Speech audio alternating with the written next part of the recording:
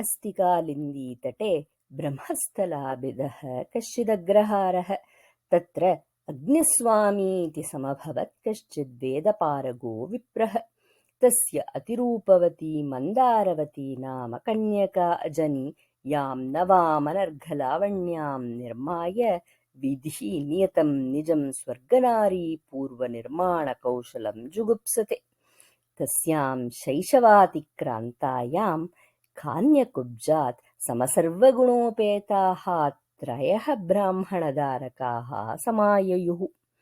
तेषाम् एकैकः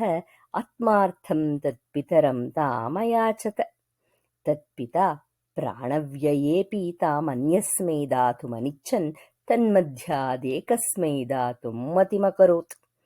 सा तु कन्या अन्ययोर्बाधात् भीता कियन्तं कालं न पाणिमग्राहयत् ते च त्रयोऽपि तस्याः मुखेन्दुनिक्षिप्तदृष्टयः चकोरव्रतमालभ्य दिवानिशं तत्रैव तस्तुः अकस्मात् समुत्पन्नेन ज्वरदाहेन आर्ता सा मन्दारवती पञ्चतामवाप ततस्ते विप्रकुमाराः तां परासुं दृष्ट्वा शोकार्ताः कृतप्रसादनां श्मशानं नीत्वा अग्निसादकुर्वन् ततश्च तेषामेकः तत्र मठं निर्माय तद्भस्मशय्यायां भैक्ष्येण जीवन्न तिष्ठत् द्वितीयोऽस्तीनि तस्या उपादाय भागीरथ्यां निक्षेप्तुं जगाम तृतीयस्तु तापसो भूत्वा देशान्तराणि भ्रमितुमगात् स तु